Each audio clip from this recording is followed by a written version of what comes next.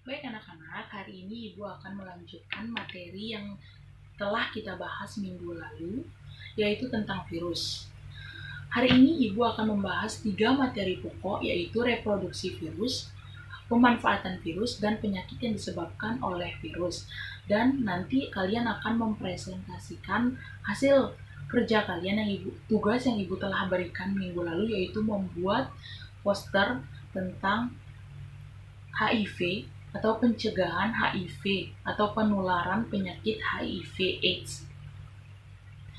Hari ini Ibu akan menjelaskan tentang reproduksi virus, lalu kalian akan menjelaskan tentang pemanfaatan virus dan penyakit yang disebabkan oleh virus sesuai dengan yang Ibu telah berikan kepada kalian untuk mencari materi tentang pemanfaatan dan penyakit yang disebabkan oleh virus. Lalu kalian juga akan mempresentasikan hasil kerja kelompok kalian tentang poster tersebut. Baik, langsung saja Ibu akan menjelaskan tentang reproduksi virus. Reproduksi virus tersebut dibagi menjadi 2 proses. Reproduksi virus terbagi menjadi 2 cara, yaitu dengan cara litik dan dengan cara lisogenik. Yang pertama adalah dengan cara litik. Litik berasal dari kata lisis yang berarti pecah. Artinya, sel inang akan pecah setelah terinfeksi oleh virus. Biasanya, setelah terinfeksi oleh sel virus, sel inang akan lemah atau rusak, bahkan mati. Langsung saja kita membahas proses atau tahapan reproduksi secara litik. Yang pertama, di sini kita menggunakan contoh sel inang, yaitu bakteri. Di sini pada tahap pertama ini, bakteri sudah ditempeli oleh virus.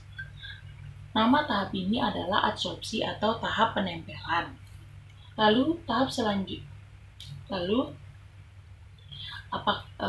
apakah ketika ditempeli ini virus akan diam saja? Tentu tidak. Virus akan mengeluarkan enzim lisozim yang digunakan untuk melubangi dinding sel bakteri sehingga pada tahap kedua ini DNA atau asam nukleat dari virus akan masuk pada sel bakteri. Tahap ini disebut dengan tahap penetrasi atau injeksi. Selanjutnya, pada tahap ketiga ini, asam nukleat atau DNA dari sel inang akan diambil alih fungsinya oleh DNA virus, atau dapat dikatakan seolah-olah sel inang tidak dapat melakukan apa-apa karena DNA virus telah mengambil alih DNA sel inang. Tahapan ini dinamakan tahapan eklifase. Lalu tahap selanjutnya adalah tahap replikasi dan sintesis. Tahapan replikasi itu apa? Tahapan replikasi adalah proses memperbanyak DNA dari sel virus tersebut, atau suatu tahapan di mana DNA virus akan memperbanyak dirinya. Itulah yang disebut dengan replikasi. Selanjutnya, sel-sel virus ini akan melakukan suatu proses sintesis, yaitu akan terjadi pembentukan komponen-komponen tubuh virus. Apakah komponen tubuh virus ini sudah utuh? Belum. Setelah tahapan replikasi dan sintesis, maka komponen tubuh virus akan dirakit menjadi komponen tubuh yang sempurna, sehingga tubuh virus di dalam sel bakteri akan menjadi utuh. Sehingga pada tahapan ini jumlah virus akan diperbanyak dan ingin keluar dari sel inangnya. Tahapan ini dinamakan tahapan perakitan atau assembling. Lalu pada tahap selanjutnya, virus-virus ini akan ingin keluar dari sel inangnya. Ketika dia ingin keluar ini, sel virus ini akan mengeluarkan enzim lisozimnya lagi untuk melubangi dinding sel inang sehingga virus-virus ini dapat keluar dari sel inangnya. Nah, tahapan ini disebut tahapan lisis. Kenapa disebut tahapan lisis? Karena sel inangnya hancur ketika virus tersebut keluar dari sel inangnya. Itu tadi adalah tahapan reproduksi secara litik. Nah, sekarang kita akan beralih kepada tahapan reproduksi virus secara lisogenik. Jika tadi pada tahapan litik, sel inangnya itu pecah, maka pada tahapan lisogenik, sel inangnya itu tidak mengalami pecah. Dan biasanya terjadi ketika sel inang memiliki kekebalan tubuh yang kuat. Tadi pada litik, sel inangnya itu akan lemah, sedangkan di sini biasanya terjadi itu tahapan lisogenik ini terjadi ketika sel inangnya itu memiliki kekebalan tubuh yang kuat. Langsung saja pada tahapan reproduksi lisogeniknya. Tahapan pertama dan tahapan kedua pada proses lisogenik sama dengan tahapan pertama dan kedua pada proses reproduksi secara litik. Namun di sini yang membedakan adalah pada tahapan ketiga. Pada tahapan ketiga di sini adalah tahapan yaitu penggabungan DNA sel inang dengan DNA virus. Di sini kenapa tidak terjadi pengambil alihan DNA sel inang oleh DNA virus? Karena imun atau sistem kekebalan tubuh dari inangnya tersebut kuat, dalam kondisi yang kuat, sehingga hanya terjadi penyisipan DNA virus ke DNA sel inangnya saja. Tahapan ini disebut tahapan profage atau profag. Selanjutnya pada tahapan keempat, yaitu di sini pada tahapan keempat, apa yang akan terjadi pada tahapan keempat?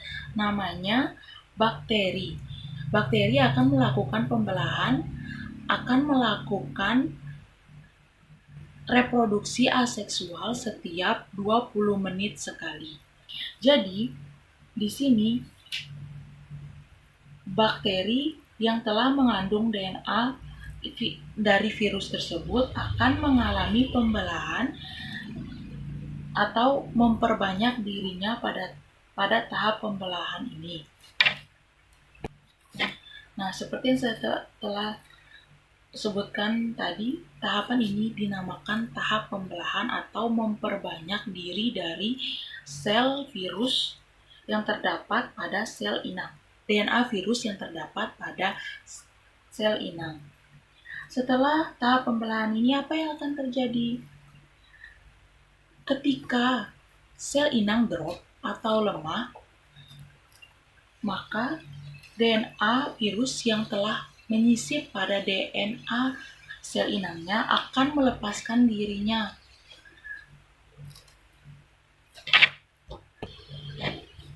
Atau akan memisahkan dirinya dari DNA sel inang. Setelah DNA atau asam nukleat dari virus ini terpisah dari DNA sel inang, maka tahapan ini akan kembali pada tahapan eklifase pada proses litik. Dan itu akan terus berlanjut sampai proses litik. Baik, sampai di sini ada yang ingin bertanya? Jika tidak ada yang ingin bertanya, Ibu akan menyuruh atau meminta setiap kelompok untuk mempresentasikan 3 hal. Yang pertama, tentang pemanfaatan virus, lalu penyakit yang disebabkan oleh virus, dan yang ketiga adalah tugas yang telah Ibu berikan minggu lalu, yaitu tentang poster yang kalian buat tentang bahaya penyakit HIV/AIDS atau cara menghindarinya. Kalian bisa mempresentasikan tentang cara kalian membuat dan apa maksud dan desain dari poster yang telah kalian buat. Setelah ini Ibu akan memberikan kalian beberapa soal, tapi karena waktu tidak cukup, kalian dapat membawa pulang soal-soal ini dan mengerjakan di rumah dan akan dikumpulkan dalam bentuk double folio minggu depan dan akan menjadi ulangan harian kalian tentang virus ini. Baik, karena sudah semua kelompok presentasi, Ibu ingin bertanya, apakah masih ada yang ingat tujuan dari pembelajaran kita hari ini? Silakan angkat tangan jika ada yang ingin berpendapat. Baik, benar sekali. Jadi tujuan pembelajaran kita hari ini adalah ada 4. Yang pertama, yaitu mengetahui bagaimana cara atau proses reproduksi pada virus. Yang kedua, mengetahui pemanfaatan virus, dan yang ketiga adalah mengetahui penyakit yang disebabkan oleh virus tersebut. Lalu yang keempat adalah membuat dan mempresentasikan poster yang menghimbau untuk menghindari HIV atau penyebab HIV/AIDS. Kesimpulan pada pembelajaran hari ini adalah yang pertama itu, reproduksi virus memiliki 2 cara, yaitu secara litik dan secara lisogenik. Secara litik terdapat 6 tahap. Yang pertama itu adsorpsi atau penempelan, lalu ada injeksi, nah yang ketiga adalah eklifase, yang keempat adalah replikasi dan sintesis, yang kelima adalah assemble, yang keenam adalah lisis. Sedangkan pada proses dengan cara lisogenik terdapat 4 cara. Yang pertama adsorpsi, yang kedua injeksi, yang ketiga adalah profag, yang keempat adalah pembelahan, lalu akan kembali pada eklifase dan seterusnya sampai lisis. Lalu yang kedua adalah pemanfaatan virus. Pemanfaatan virus seperti yang telah kalian sampaikan, virus dapat menjadi vaksin, dapat menjadi terapi gen melalui rekayasa genetika. Lalu yang ketiga dapat menjadi pengobatan secara biologis. Yang keempat dapat menjadi biopestisida. Yang kelima dapat menjadi produksi interferon, yaitu senyawa yang mencegah replikasi virus berkembang di dalam inangnya. Lalu yang keenam adalah pembuatan hormon insulin. Lalu ada juga penyakit yang disebabkan oleh virus. Yang sering kita dengar adalah yang pertama cacar variola, disebabkan oleh virus jenis orthopox virus. Lalu ada campak, lalu ada AIDS, lalu ada flu, lalu ada flu burung, rabies, tetelo, mosaik atau TMV. Nah, itulah tadi kesimpulan dari pembelajaran hari ini. Semoga kita mendapat manfaat dari pembelajaran hari ini dan anak-anak bisa mengerjakan tugas-tugas yang Ibu berikan secara baik, secara benar, dan secara apa yang kalian pahami. Ibu berharap kalian dapat mengerti apa yang Ibu telah jelaskan. Karena waktunya sudah habis, maka pertemuan hari ini akan Ibu akhiri dengan membaca Alhamdulillah. Alhamdulillahirrabbilalamin. Wassalamualaikum warahmatullahi wabarakatuh.